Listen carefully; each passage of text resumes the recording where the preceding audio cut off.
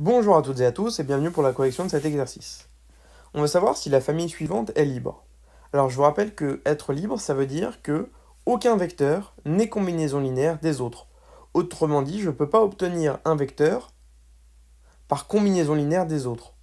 Or, ici, je me rends compte de quoi? Je me rends compte que 2 fois E1, c'est égal à E2 plus E3.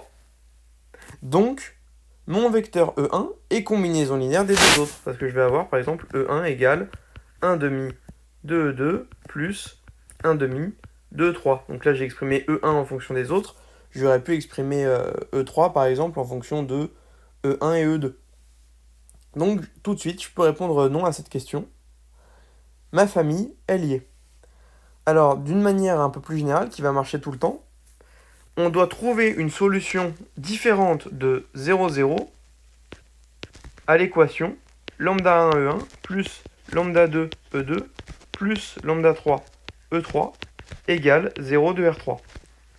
Alors si j'essaye de résoudre ça, je vais obtenir première ligne, donc, alors lambda 1 E1, donc c'est-à-dire lambda 1, lambda 1, lambda 1, plus lambda 2 E2, donc plus 2 lambda 2, plus lambda 2, plus lambda 2, et ensuite lambda 3 E3, donc plus 0, plus lambda 3, plus lambda 3, égale 0, égale 0, égale 0. Vous avez vu ici, j'ai laissé un blanc. C'est quelque chose que je fais volontairement, c'est une astuce de calcul pour éviter de faire des erreurs d'inattention. Quand on aligne tout l'un en dessous de l'autre, finalement, on fait moins d'erreurs. Alors, on va commencer par faire un pivot de Gauss. Je vais pouvoir, avant de faire mon pivot de Gauss, je me rends compte que tout de suite, ici, j'ai déjà un pivot de Gauss qui a déjà commencé. D'accord? J'ai déjà ici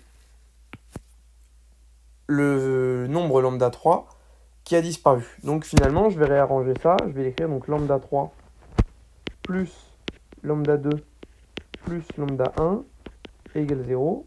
Donc ça, c'est la troisième ligne. L'avant-dernière ligne, c'est lambda 3 plus lambda 2 plus lambda 1 égale 0. Et la dernière ligne, c'est lambda, c'est simplement 2 lambda 2 plus lambda 1 égale 0. Donc tout de suite, je me rends compte ici que mes deux lignes veulent dire exactement la même chose. Donc, ma famille va être liée. Mais je vais continuer encore les calculs. Donc j'obtiens lambda 3 plus lambda 1 plus lambda 2 plus lambda 1 égale 0. Puis, alors là je fais la seconde ligne moins la seconde ligne prend la valeur, celle-ci moins la première. J'obtiens donc 0, 0, 0. Donc 0 égale 0. Super, on n'a rien appris. Et lambda 1 égale moins 2 lambda 2. D'accord, donc une fois que j'obtiens ce vecteur-là, je vais voir si je peux pas trouver une solution. Donc je vais modifier encore un petit peu. Finalement, c'est lambda 3 plus lambda 2 plus lambda 1 avec lambda 1 qui vaut moins 2 lambda 2, donc lambda 3 moins lambda 2 égale 0. Et lambda 1 égale moins 2 lambda 2. Donc là, par exemple, si je prends lambda 2 égale, je vais prendre quelque chose de simple, 1. Je prends quelque chose de non nul, puisque moi je veux une solution différente de 0, 0, 0. Lambda 2 égale 1, alors j'obtiens tout de suite lambda 3 égale 1, et lambda 1 égale moins 2.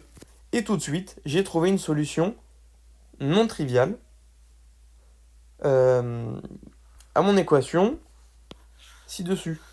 Et donc, ma famille est liée.